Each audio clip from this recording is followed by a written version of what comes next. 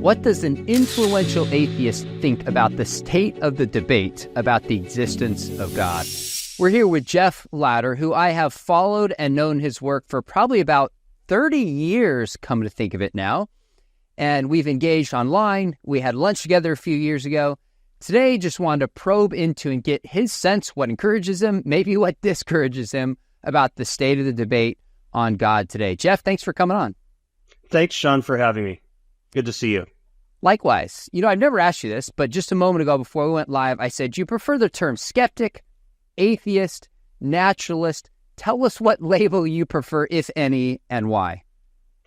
Any of those are fine. Atheist or naturalist is probably a better fit, just because I think, at least within the community of non-theists and skeptics, the word skeptic tends to be associated with, questions about paranormal, ESP, ghosts, that kind of thing. And that's not really my area of focus or interest.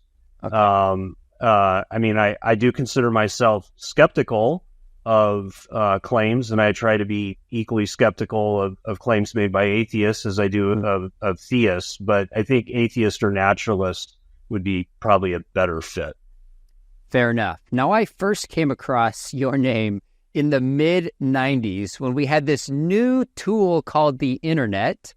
And I don't remember how I came across it, but I'm sitting in a dorm in college, and I come across this site called Internet Infidels.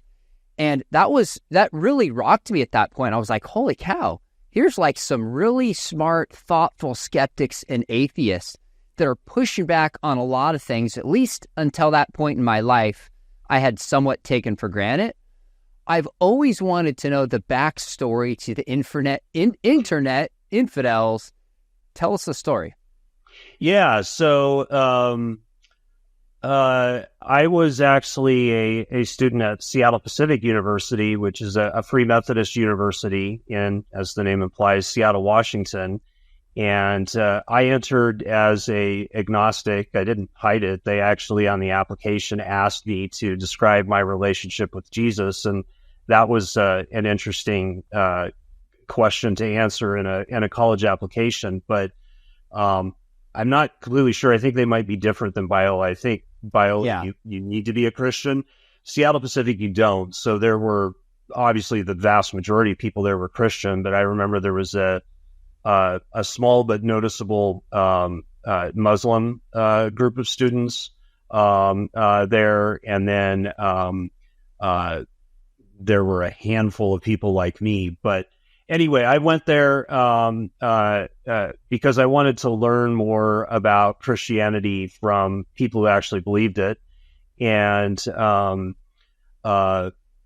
I'm trying to remember what exactly motivated me to help found infidels.org. I remember on my personal homepage at the university hosting some content, but somehow I wound up connecting with a grad student at Texas A&M named Brett Lemoyne, and we ended up hosting a lot of content on a server that he ran at Texas A&M, and we decided we needed a name, and so we were brainstorming back and forth, and I don't remember whose idea it was. It's not important that I get the credit. It might have been his, it might have been somebody else, and I apologize to whoever deserves the credit, but we chose it because we thought it was a catchy name. I mean, I tossed around the network naturalist, but there was concern that, people might confuse naturalist with naturist, if I'm saying that correctly, or they might think nudist or something, which is totally not what we were, going for. I remember I had an early communication with William Lane Craig where he seemed to pack a lot more meaning into the name than anything we had ever intended. Wasn't to signify like mischievous or juvenile rebellion against God or satanic activity or anything like that. It was just we could have said internet atheists, but internet infidels, it's got the alliteration going for it, and so I thought it was sort of catchy. But the goal of that was to actually raise the level of debate. I mean, even back then, and I didn't major in philosophy. My degree's in computer science with a heavy emphasis in math. Even back then, I had the sense that a lot of what I was seeing from what I'll call my side of the debate was frankly bad quality, for lack of a better, more diplomatic way of putting it. Sure. And I thought there's got to be better material out there, but then there's probably also better Christian material. So initially, the focus was on building out a library of content, some of which was included for historical significance, not scholarly accuracy, and then other things that were included because we thought it represented a more substantial contribution to, I guess you could call it, atheist philosophy of religion.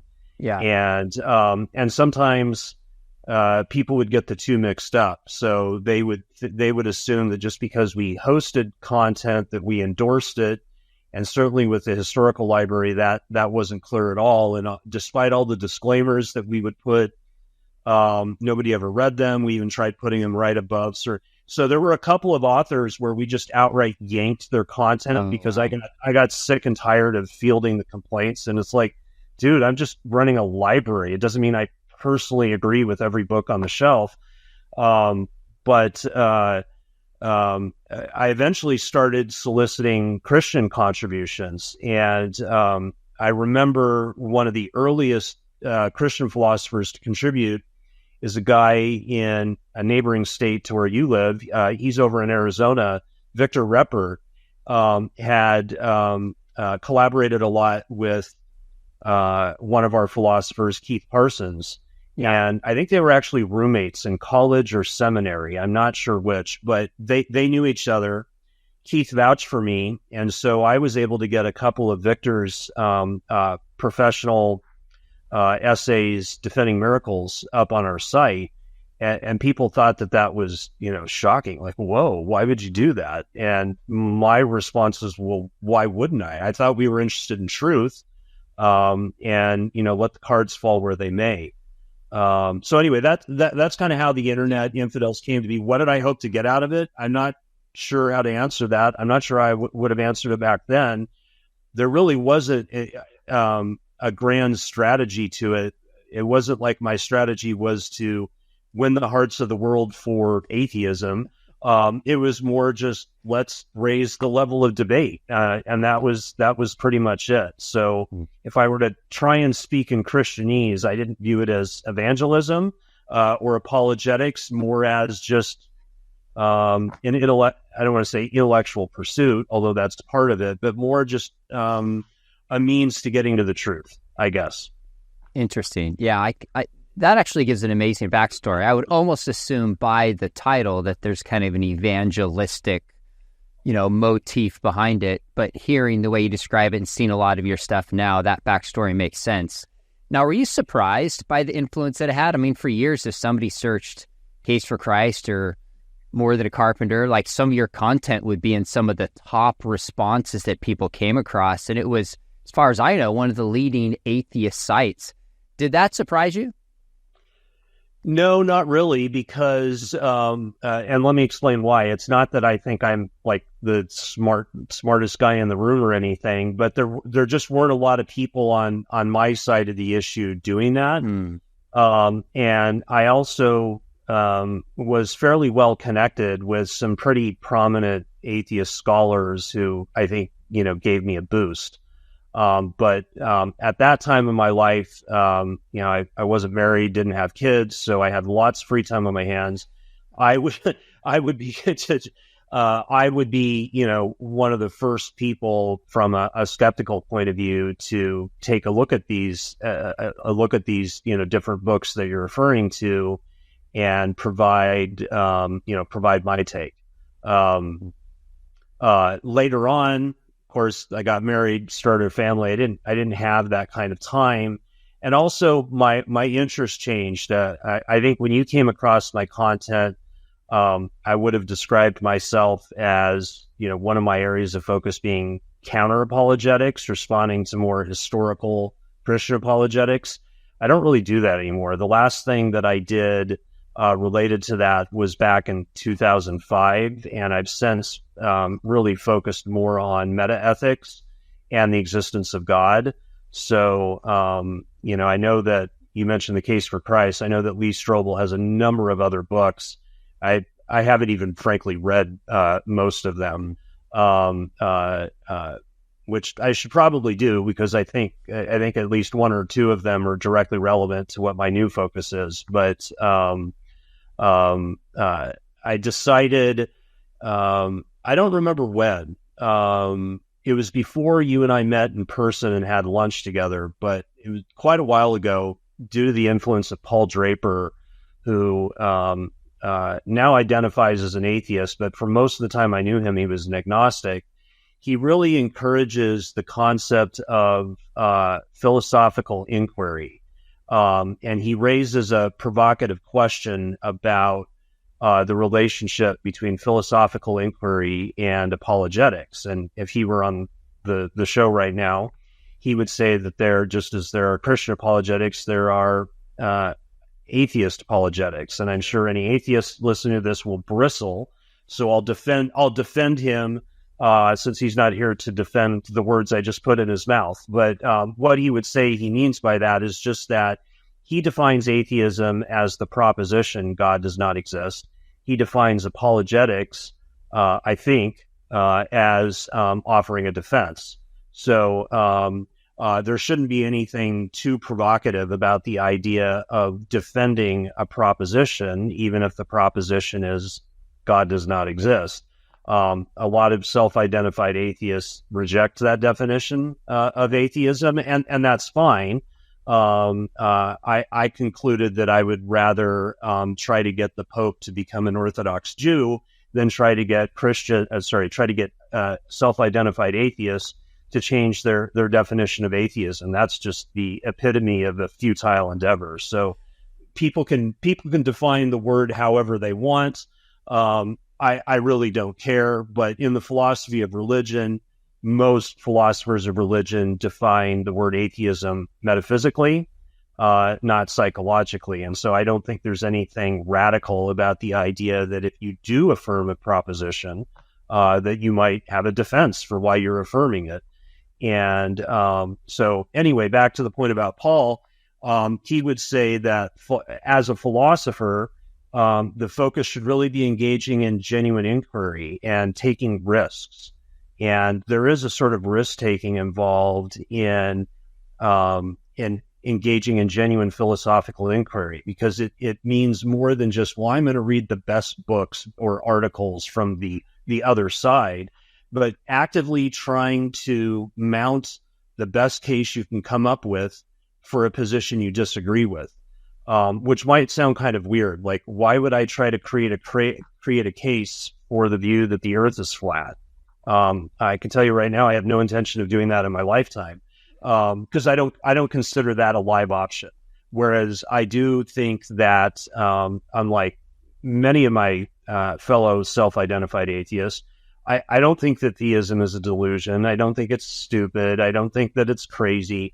I think it's a live option. I think it's false, but I think it's an intellectually respectable point of view. And so it does make sense for a view in that category, unlike the view that the earth is flat, to engage in what Paul calls genuine philosophical inquiry. And so I've tried to follow his example and construct arguments for God's existence. And I actually, I think almost a decade ago, wrote a blog post where I defended an argument from consciousness for theism.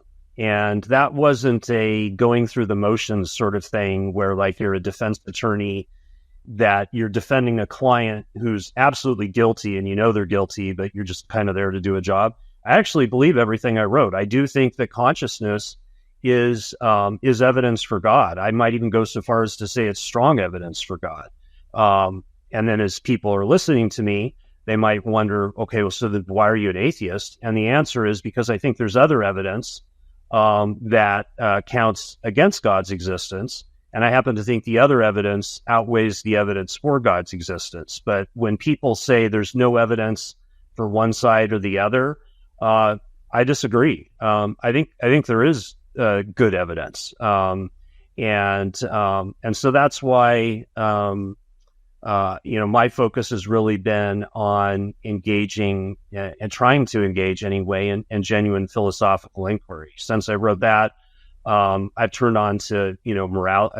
I've really focused on metaethics, and I've been trying to steelman C.S. Lewis's moral argument for God's existence in his book Mere Christianity. And I've actually had an article reviewed by several Christian philosophers, and I said the most important thing you can do for me is to let me know, am I being fair to Lewis? Have I accurately reconstructed his argument? And I don't know if I have permission to name the people I've had review it, but sure, people who know the field can probably guess who I asked, and they've said, yeah, you're actually being very fair. So, if nothing else, hopefully people, when they read, especially my more recent work, I don't know, I'm not necessarily proud of everything I wrote back in the 90s, but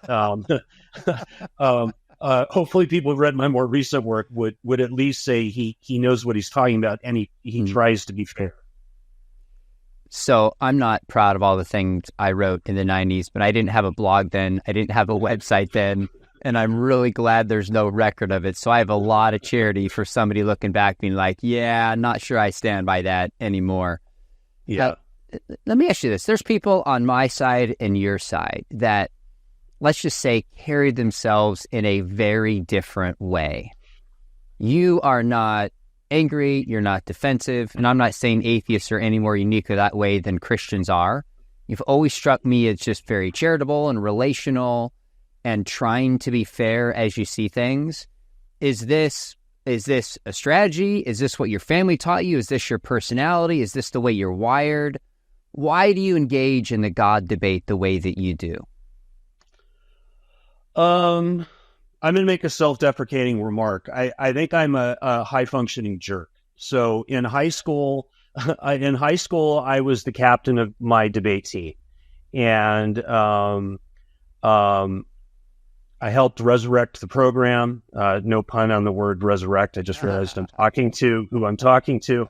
But helped bring that program back into some degree of vitality. And I think I was pretty good at it. The problem is that I couldn't turn it off.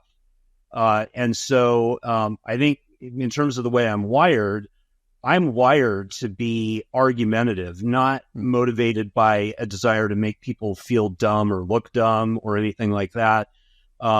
But I'm hardwired to it's not like I can visualize a syllogism floating in the air in front of someone's face as they're talking, but I just naturally as I breathe, parse everything as if it's a formal argument laid out with premises and conclusion. And then doing competitive debate, I couldn't turn it off. So I didn't have a lot of friends in high school because I was so argumentative. And I was actually, SPU tried to recruit me to their debate team. And I went to one tournament just as a guest. And before I committed, and I talked to the coach, and I said, I don't think I should do it because this is going to bring out the worst in me, and I don't like the kind of person I'm becoming. Wow. So so I didn't debate in college, and I'm very glad I made that decision for a couple of reasons. First, the longer I've spent away from competitive debate, I think the better person I am. And secondly, it gave me an opportunity to do something that I never thought was possible. I was able to become a walk-on NCAA athlete and rode for SPU. And that's probably one of the best memories of my life, up there with pulling 6Gs in a T-38 jet going almost Mach 1 in the Air Force. So, you ask, why do I carry myself this way? Part of it is I want to, I have a strong opinion about the kind of person I want to be. And so the way I carry myself aligns with that. The other reason is, and this is, again, I give a lot of credit to Paul Draper, but, the idea of engaging in philosophical inquiry, if our goal really is the pursuit of truth, then, trying to farm engagement on social media for clicks, make people look stupid, ridicule, even memes, I think that's counterproductive. You can do that stuff, but I think, and I have no training in psychology. This is just Jeff's opinion, but I just think psychologically it's very difficult to move back and forth between being snarky and trying to make people look stupid and maybe have a little bit of a chip on your shoulder, and then say, okay, now I'm going to go into philosopher mode and try to be really open-minded and charitable and fair and pursue the truth. I'm not saying it can't be done. Sure. I think I am saying I can't do it. So okay. That's why I carry myself that way. Hey, what sport did you play at SPU? Crew. I was on the rowing team. Oh, you said crew. Okay, got it. That's awesome. I played basketball at Biola, which was NAI, but now it's NCAA Division II, and absolutely loved it for so many reasons. Now, I can relate to the idea of being wired to argue. We got on, I'm like, hey, you're going to wear Seattle, and you started making your case that they have the best, and I'm like, no Chargers. Like, I think the same way.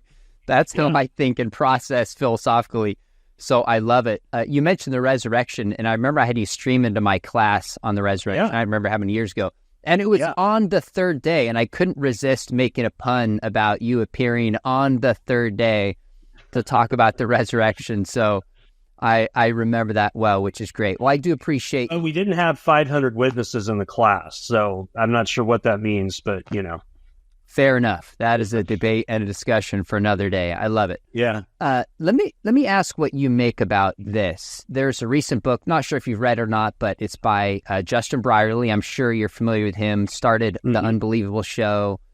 And it's called The Surprising Rebirth of Belief in God. And he's not making a case that there's masses amount of people believing in God. It's not a numerical argument. It's a shift in the conversation that some leading thinkers like Jordan Peterson and Charles Murray and Dave Rubin and Tom Holland have an openness and an appreciation for the importance of God and its contribution to Western society. And there's kind of a renewed openness. Do you resonate with that? Do you agree with that? What's your take on that basic premise? I'm not sure what to think of that. Belief in God, like demographically, I don't think that atheism has never in the history of humankind, to my knowledge, been the dominant view of people living at any point in history, and certainly not in the history of the United States. So, and I'm aware that, the percentage of Americans who, are the nuns, I'm aware of all that, but I would say, first of all, they're still not the majority, and secondly, none doesn't equal atheist. It could be someone who would say they're spiritual, but not religious, but spiritual, something like that. So, I'm not really sure how to respond to that. Maybe I'm missing the point, though. Maybe his point isn't so much a demographic change, but more the openness on the part of people who aren't theists to entertaining theistic belief. I don't know. I don't really have a response to that. That's totally fair. I appreciate that. So part of his book at the beginning, he walks through what he considers kind of the failure of the new atheist movement. And he argues that this is for a couple of reasons. One of them, some of the infighting amongst many of the atheists in the community itself. He cites a couple scandals that emerged and just says this kind of fell apart. What do you make of where the new atheist movement is now looking back? What do you think they did well? What do you differ with them? And what's your sense on his take on that movement? Well, I don't really think they did a whole lot well at all. The only thing that I can say that they did well was they sold a lot of books, but that doesn't mean that the books are good. They never had good arguments going for them. I remember I was on a business trip I don't remember why, but I was going through, I had a connection in the San Francisco airport, and I'm walking from, gate A to gate B, and I walked by the airport bookstore, and right out there, I mean, you could not have missed it, unless you were blind, but like right out at the edge of the bookstore was a whole display of Richard Dawkins' The God Delusion. And if you'll pardon the expression, I said under my breath, "Oh God." Because I just had a feeling that it was going to make me cringe. And so I picked up the book, and I went straight to the index and looked for cosmological argument, went to the page that the index told me to go to, and sure enough, this isn't a word-for-word quote, obviously, I'm doing this from memory, but I see something that was the equivalent of everything that exists has a cause. The universe exists, therefore the universe has a cause. And then you can guess what the rebuttal was. So does God have a cause? And I closed the book, and I thought, this is a piece of garbage. And now people like me who are atheists, but actually know what we're talking about, are going to have to distance ourselves from this guy. And I say this as someone who respects Richard Dawkins intellectually. I think that, he's clearly an intellectual. He's a very gifted writer. I would endorse his book, The Blind Watchmaker, but what's the difference? That's actually related to his training in biology. He simply is not qualified to be, writing a book on the philosophy of religion. You've got, who are the other new atheists? You've got Daniel Dennett. I mean, he's a bona fide philosopher, but he's a philosopher of mind.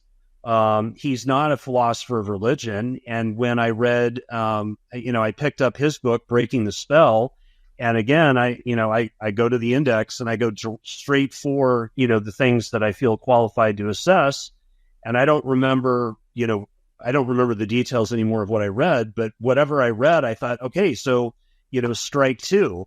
And then who else do we have? We have Christopher Hitchens, who was, his skill at rhetoric was inversely proportional to his, lack of skill in philosophy.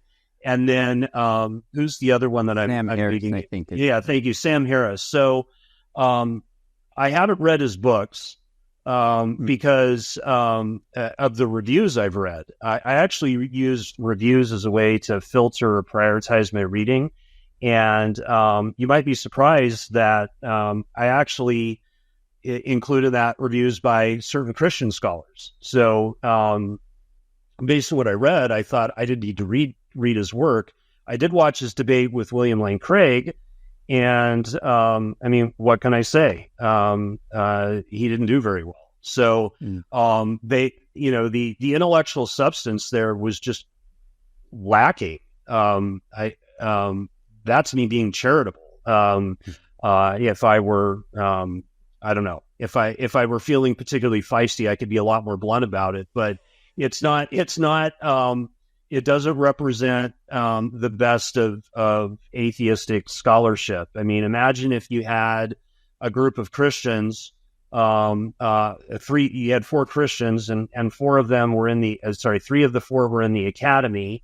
One of them was like a talk radio host with no academic background, relevant background, and then the other three had some connection to academia, but not philosophy of religion. Maybe one of them was a professor of music. Another one was a philosopher specializing in aesthetics. And then the third one was, I don't know, a mechanical engineer. They're scholars by virtue of what they're scholars in. But then they write a book on philosophy of religion and they sell millions of copies. But what they write is just, frankly, like college sophomore level.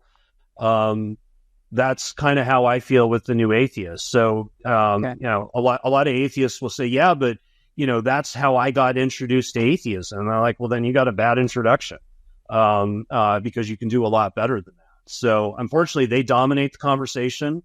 I probably agree with virtually every criticism of the new atheist literature that's been made. I would just say that, even though I haven't read a lot of it, I've read enough.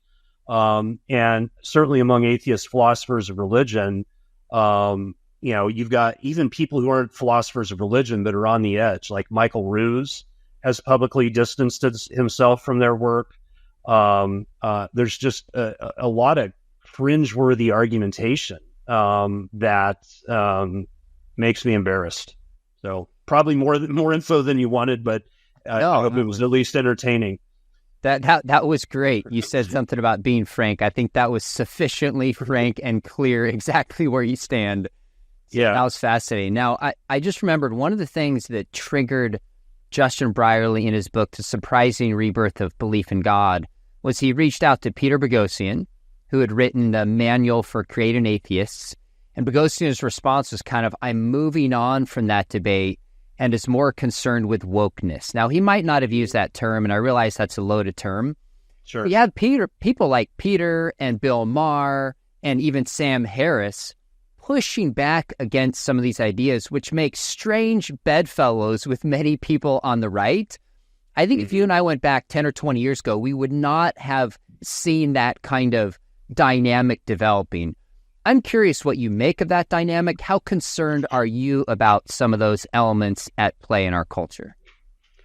I don't know if I'd be quite as surprised as you might think. I mean, remember, I went to a conservative Christian university, not as conservative as Biola, but pretty conservative. And I was an Air Force ROTC cadet and later an Air Force officer.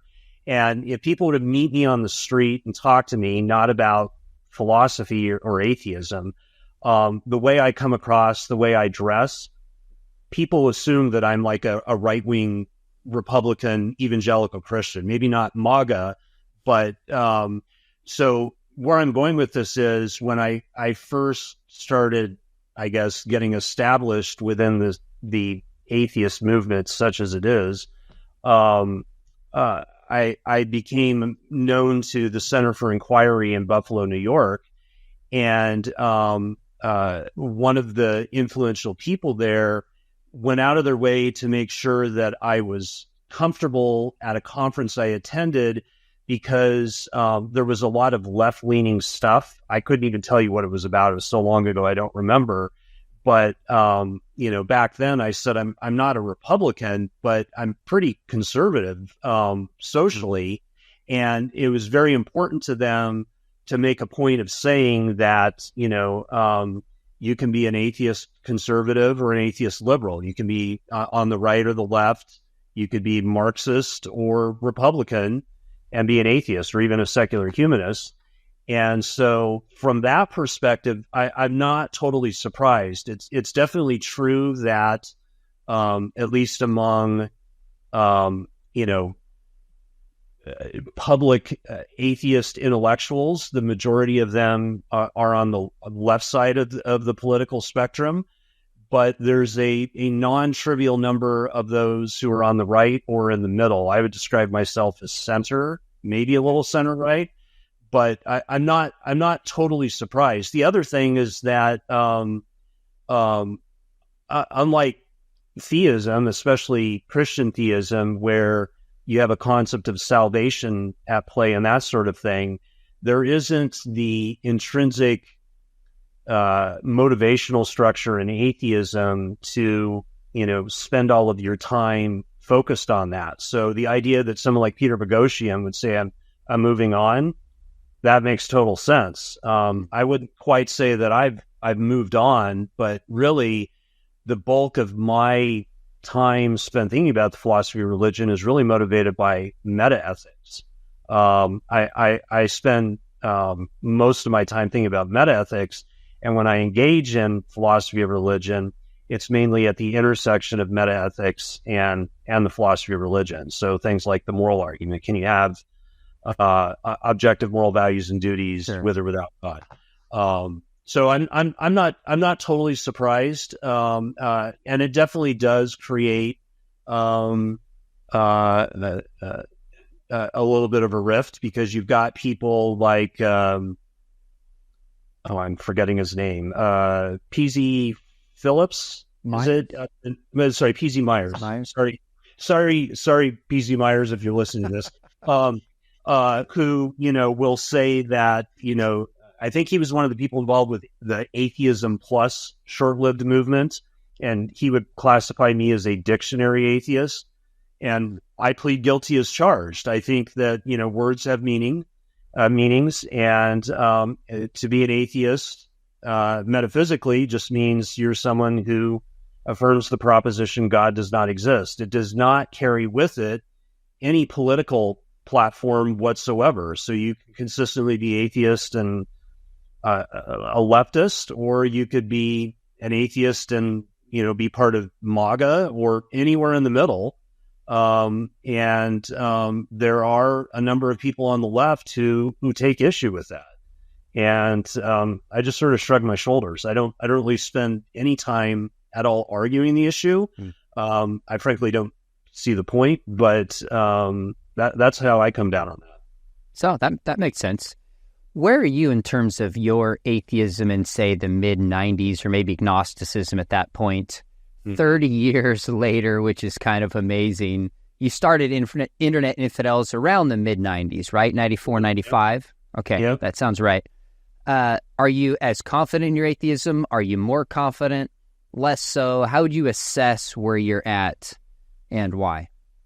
It's kind of weird because I went from thinking God exists to I'm not really sure to I'm not really sure because there's no good evidence either way to, okay, I think I'm an atheist because I think there's a couple of good arguments in defense of atheism, and theism has nothing going for it, to, okay, now I think there's a bunch of good arguments and I'm more than an atheist, I'm a metaphysical naturalist, to I'm a metaphysical naturalist, but now I think there's some good arguments for theism. So I guess you could say that my confidence in atheism or naturalism has decreased in direct proportion to the amount that my confidence in theism has increased. I don't know what numbers to put beside it. It might have been 90% atheist, 10% theist, and now it's 70% atheist, 30%. I don't really know, but fair. Yeah. Okay. Yeah. So does that mean, do you ever have doubts about your atheism? Do you ever go, gosh, am I crazy for believing, life from non-life, or consciousness emerged from matter, or whatever the issue is?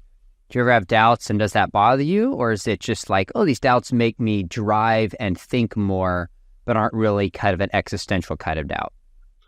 I don't think of them existentially. I would describe it like this. I'm an avid hiker, and I don't like getting lost when I'm in the wilderness outside a cell phone range, which I've had happen, and was after dark, which was a scary experience. But yeah, there is it's kind of like having a map. So, and this goes back to the concept of genuine philosophical inquiry and taking risk. So this is not my analogy. This comes from a book called The Scout Mindset by Julia Galef. Yeah, the basic idea is that you can either be a soldier or you can be a scout. And if you're a soldier, your goal is to go kill people. If you're a scout, you're interested in making a better map. And so I think of myself philosophically as a scout. And so when I come across these things that I think are better predicted by theism than by naturalism, that makes me question my map and think long and hard about, do I need to revise my map?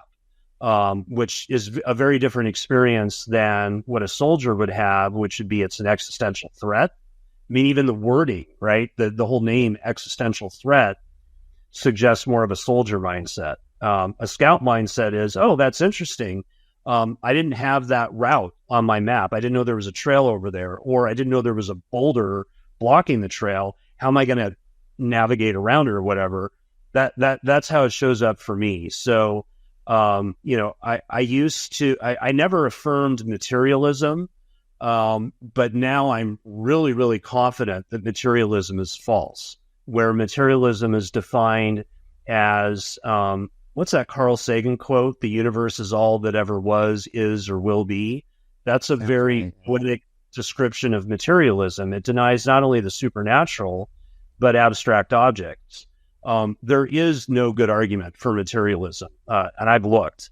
I never felt an intuitive pull towards materialism, but I was curious. There just isn't a good argument for it. So that's something where, I've revised my map and I said, okay, whatever else is true, that clearly isn't one of the things that's true. So when I call myself a naturalist, that makes a lot of people confused. They're like, but so how can you be a naturalist if you think there's more than the material? And the answer is, well, I'm open to the possibility that there are abstract objects. Even if I don't believe anything supernatural exists, that tells me nothing about whether or not there's an abstract reality beyond the concrete world. So I'm open to the idea that numbers, sets, propositions, that sort of thing exist. So existential threat, not so much. Way to revise my philosophical map, absolutely. Fair enough. So if I got the trajectory right, you went from 0 to 10 to 30. In 10 years, it'll be 50. In 20 years, you'll be 70-30 theist. Like, that's the trajectory. I'm just kidding. Yeah. I mean, the thing is that I'll say this. There is a tendency on both sides to portray the debate as having, certain pet issues. Like, you might have a scientist who is a Christian, and notice I didn't say Christian scientist, because there's a denomination known as Christian Science, but a scientist who's a Christian who might, point to certain scientific facts that they would argue point towards the reality of God. There's this concept of the fallacy of understated evidence, which says that for any given topic, you could point to some general fact about the topic and say it supports my position, while neglecting to mention other more specific facts within that same topic, which undercut the support that the general fact gives you. So let me give it a plain English example. I've argued, I sincerely believe that the fact that consciousness exists at all is better predicted by theism than by naturalism. And I would go so far to say that is rationally undeniable. And I'm totally expecting to get flamed by my fellow atheists, and I say, bring it, because I can refute you. But I'm pretty confident. You might say overconfident, but I don't care. But the fallacy of understated evidence says that works like this. If all you do is say consciousness, therefore God, you've committed the fallacy of understated evidence, because you're mentioning the general fact that consciousness exists, but you're neglecting to mention related facts about consciousness that point the other direction. So if all we knew was that consciousness exists and there was no other evidence possible, then we should all be theists. But we know more about consciousness than the fact that it exists. We also know, thanks to the relatively new field of neuroscience, that nothing mental happens without something physical happening, which strongly suggests that consciousness, at least in humans, is dependent upon a physical brain. Now, I chose my words very carefully. I said dependent. I didn't say that the mind is the brain, although for me, I'm open to the possibility that it could be, but it depends on that.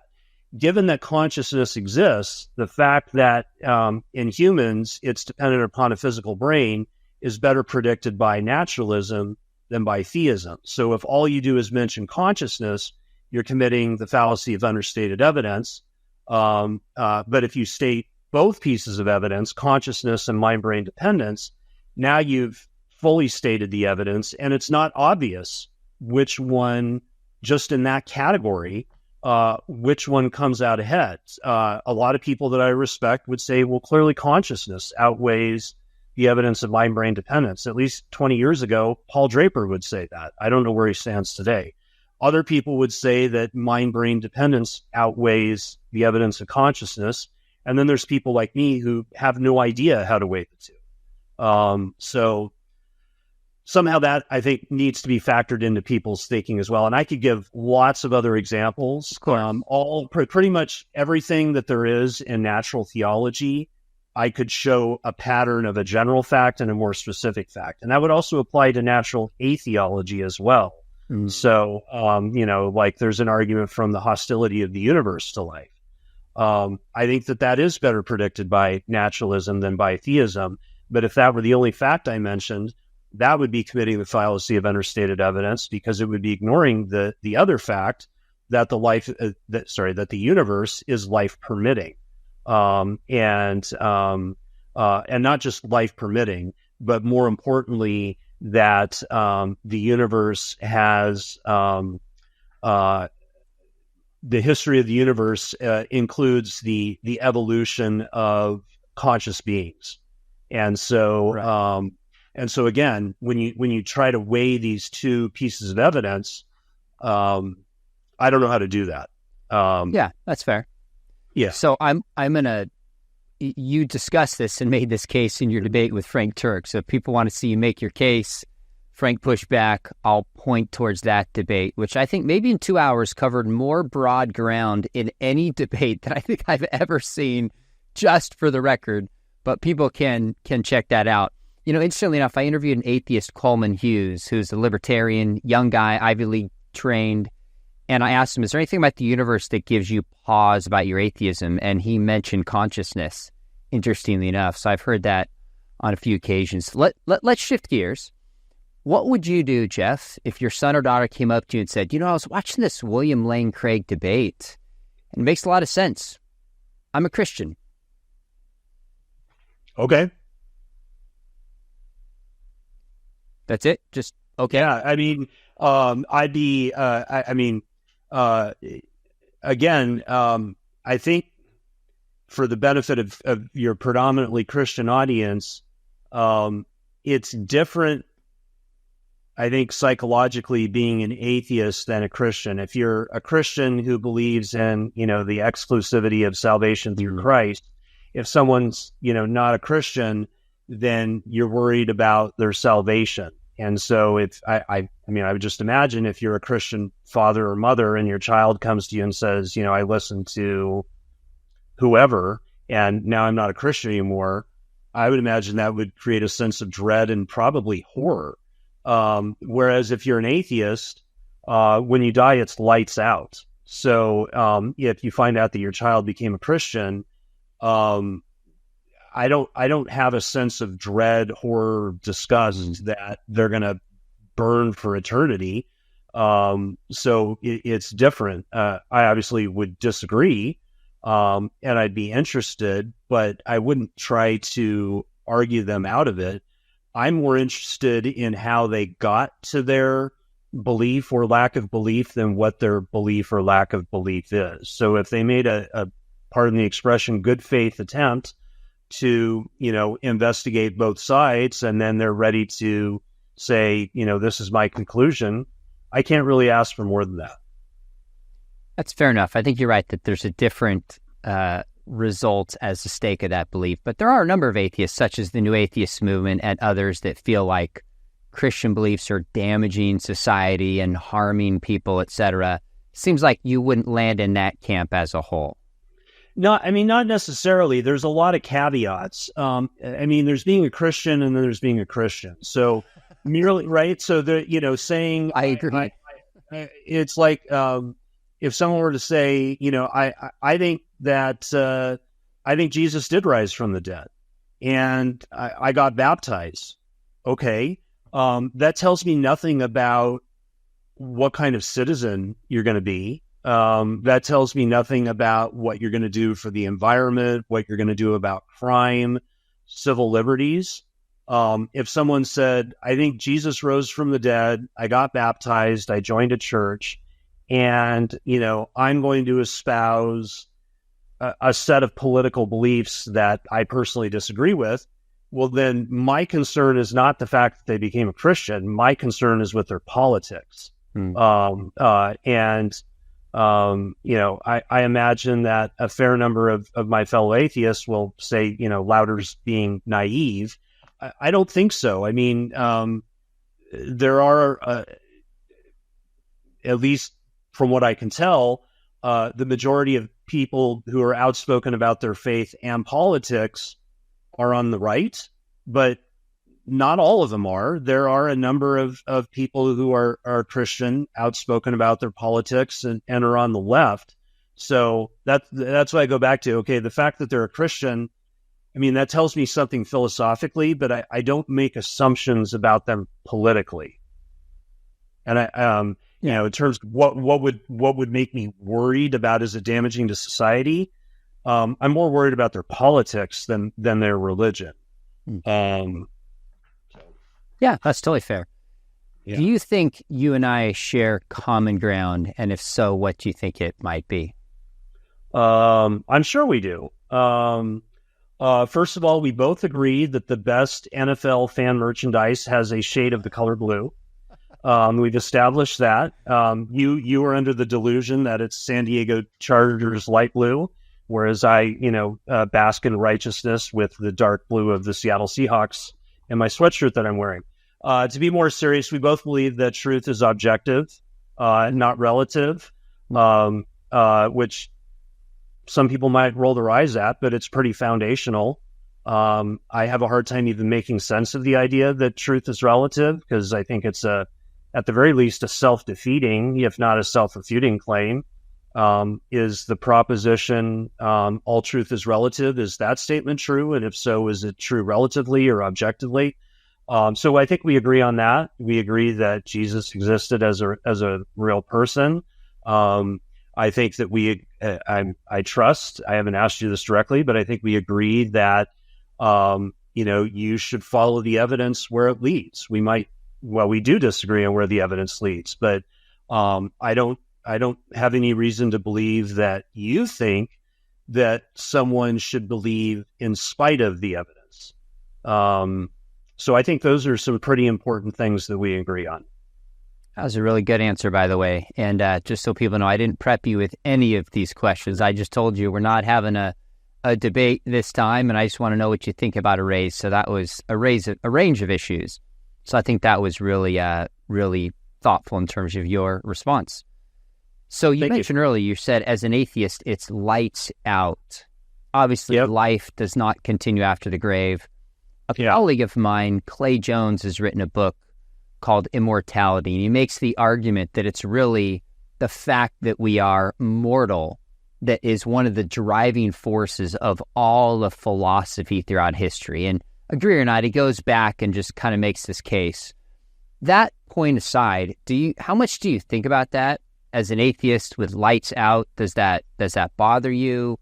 This is more of an existential, personal. And actually, I should correct myself. As atheism doesn't say that it's lights out. Naturalism does. Atheism by itself, if I want to get pedantic, simply is a position about God's existence.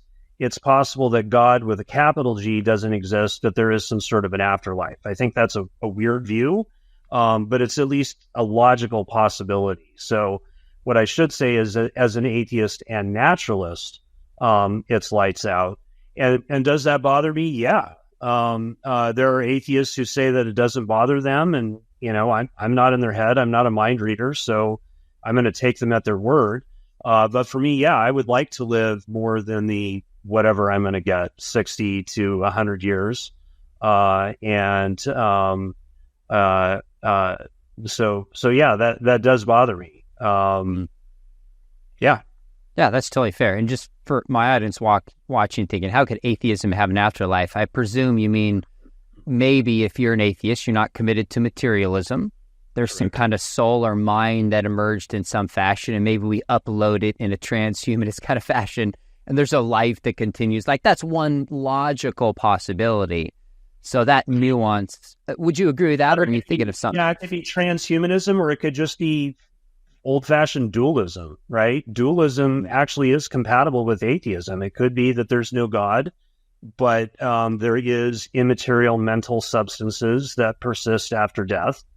I don't think that those fit well together, but they're not such a misfit that they're a logical contradiction. But I do think that one basically counts as evidence against the other. So it's a possibility. There might be some people watching or listening to this who fall into that camp, but I think it's an unconventional minority viewpoint. Fair enough. Two more questions for you. Yeah. And you can choose to not answer this for a range of reasons. Sure. What advice would you give to Christian apologists? It would be the same advice I would give to atheists who want to argue with Christian apologists. And I don't think it's profound, but a lot of people, in my opinion, don't do this. It actually goes back to high school debate. So one of the first things I learned in debate is the concept of clash. If your opponent says X, your goal as a debater is to argue that not X is true, or that they haven't shown X to be true. So that's what it means to clash. How do you clash? Well, if they talk about X, you don't talk about Y or Z. You focus on X. How do you make sure you do that? Well, put their argument in standard logical form. I would pay a compliment to Christians. I think Christians as a whole do a better job than atheists, certainly the new atheists do, at putting their arguments in standard form. So atheists should be doing a better job of putting their arguments in standard form with numbered premises and conclusions. But then when someone has taken the trouble of doing that, then you actually respond to the argument that's given, not the make-believe straw man argument that you'd like to tear down.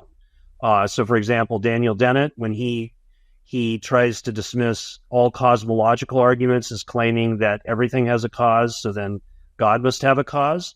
You can't get away with that if you put the Kalam cosmological arguments or the Leibnizian cosmological arguments or any of the others in their standard form, because as soon as you do that, lay out the premises and conclusions, it completely blows up. You can't get away with straw manning it. Same thing with Christians. So if you're representing the work of whoever, start with, this is their argument in standard form. And if they don't give it to you, then your task is, as charitably as possible, is to reconstruct their argument to put it into that premise conclusion form. That's what I do in my draft unpublished essay on C.S. Lewis's moral argument, because he didn't put it in standard form.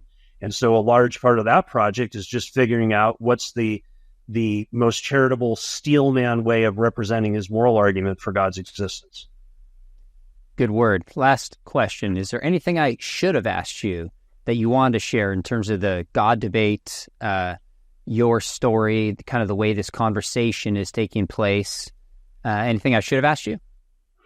No, but I would like to use the opportunity to ask you a question. Can I infer from your background that you are in support of renaming Biola's mascot to the Batman or the Bat? Well, interestingly enough, my favorite superhero is actually Spider-Man. I wrote a whole... That. Oh, you know that. I wrote a whole blog on it.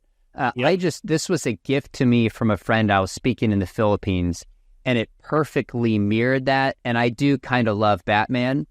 Yeah. So I would probably encourage less confidence in drawing that conclusion about Biola's logo. Fair enough. Yeah, I mean, that's kind of the big heresy for you, because you're going outside of the Marvel Comics universe into the DC universe. So, yeah, you might have to check your loyalty on that, my friend. Fair enough. So I've never argued that Marvel's better than DC, just for the record. I could name that case. Yeah. I love Superman, love Batman, but probably have more love for Spider-Man for a range of reasons. But here we go again. I mean, not only debating Seattle, we could debate DC versus Marvel. You and I both think this way. Now, I'll end with this. I asked you what we have in common ground, and I think you possibly might have missed one I think you'll agree with me on, which is the importance of just having civil, thoughtful conversation across worldviews. I've always appreciated that about you, and I sensed it when you were the one who reached out to me, and we had lunch at that place I distinctly remember not far from Seattle. Mm-hmm. And we talked about kids, we talked about hobbies, we talked about movies, and we shared a critique of a superhero movie at the time for common reasons, interestingly enough. I remember that well. So always appreciate the way you've carried yourself. Folks watching, how can they, outside of Twitter, or feel free to mention Twitter, but how can they follow you and your work now on metaethics? You could go to my blog at naturalistic atheism, all one word, .blogspot.com. And you can also look me up on academia.edu, where you can find my essays. Good stuff. Well, Jeff, I got a ton more questions for you, but I really appreciate you taking out time in the middle of your workday just to have this conversation. So let's do it again. Sounds good. I enjoyed it. Thanks a lot, Sean.